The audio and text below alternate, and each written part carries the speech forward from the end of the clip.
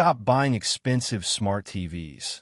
Seriously, cancel your OLED order right now if you are buying it for the built-in software, because Apple is about to make every single TV interface on the planet look like a total joke.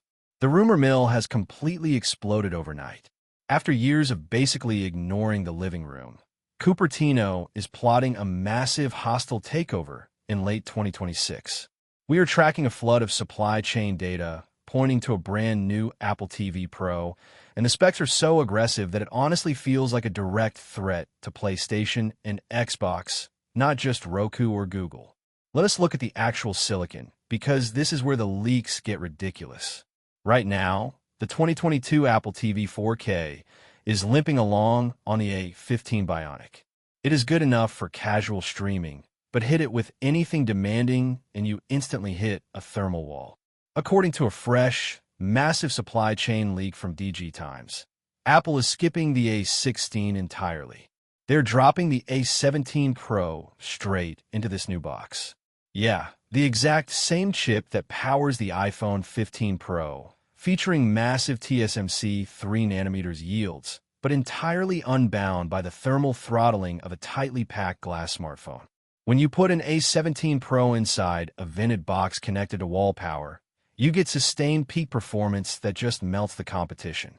The ELEC is corroborating this, reporting huge component orders for 8 GB of unified memory specifically allocated for this living room project. Why does a streaming box need that much horsepower? Because it is not a traditional streaming box anymore. Makotakura's latest report indicates Apple is heavily pushing developers to leverage the new hardware for true AAA gaming. We are talking Resident Evil Village, Death Stranding, and Assassin's Creed running locally, with hardware ray tracing and Metal FX upscaling, delivering a locked 60 frames per second on your big screen. This instantly murders the NVIDIA Shield TV Pro. That thing is a relic from 2019 running an ancient Tegra X1. It absolutely destroys the Amazon Fire TV Cube and the Roku Ultra. Those are basic dongles with incredibly bloated software. Apple is building a legitimate mini console under the guise of a daily driver, smart home hub. But wait, the hardware is only half the battle. Mark Gurman dropped a massive bombshell in his Bloomberg newsletter explaining exactly why we have to wait until late 2026. Apple is tearing tvOS apart and rebuilding it from the ground up. The upcoming tvOS 20 update is heavily dependent on local Apple intelligence. We all know Siri on the TV right now is incredibly frustrating. You ask for a specific director, and it shows you a random YouTube video, or just throws an error. The new localized Siri, powered by the massive neural engine on that A17 Pro, changes everything. You do not even need to use the remote's microphone.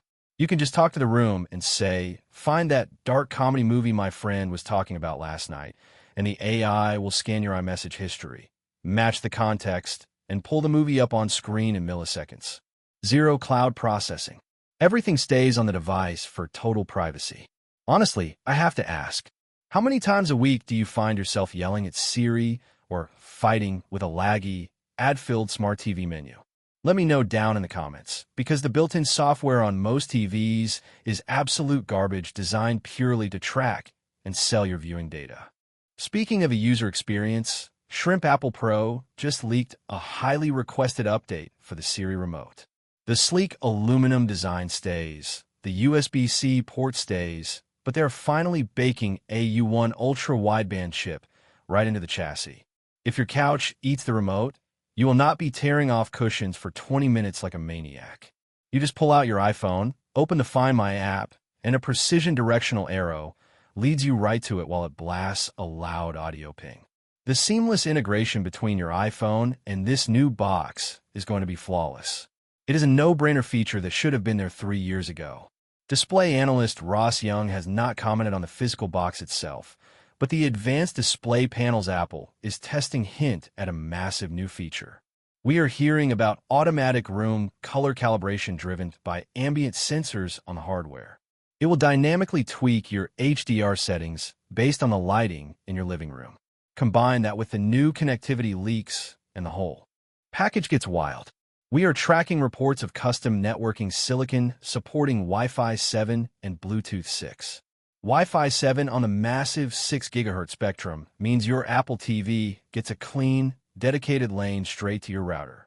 You will never see a heavy 4K Dolby Vision movie buffer again, even if everyone else in your house is downloading massive files simultaneously. This box also serves as the ultimate Matter hub and thread border router. Your smart locks, cameras, and lights will respond instantly because the commands are processed locally on the A17 Pro. It completely bypasses the lag of bouncing off some random server in the cloud. So what is the damage to your wallet going to be? The Apple tax is a real thing, and we usually expect a heavy premium for Cupertino's top-tier silicon. But Ming-Chi just posted an insane pricing strategy on X that legitimately shocked me. Claims Apple is targeting a $99 starting price to completely flood the market and capture market share for budget brands. Now read the fine print. That $99 base model likely strips out the gigabit Ethernet port and drops the storage capacity down heavily. But the real star of the show, the Apple TV Pro with the Ethernet port, maxed out 8 GB of RAM and 256 GB of storage for heavy gaming, is expected to hit the shelves at $149.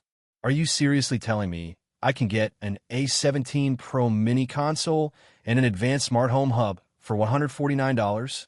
Honestly, I'm a little skeptical, but if they pull it off, it is aggressively cheap for Cupertino. They are clearly willing to take a massive hit on the hardware margins because they know once this box is under your TV, you are locked into the Apple ecosystem. They want you subscribing to Apple TV Plus, buying Apple Arcade games, and tying your entire house to HomeKit for the next decade. The supply chain says mass production ramps up in mid-2026, targeting a massive September launch right alongside the new iPhone 18 lineup. This is not a drill. It is a complete game changer for the living room. Make sure you hit subscribe so you do not miss our Day 1 teardown and full performance benchmark testing when this beast finally drops. Catch you guys in the next video.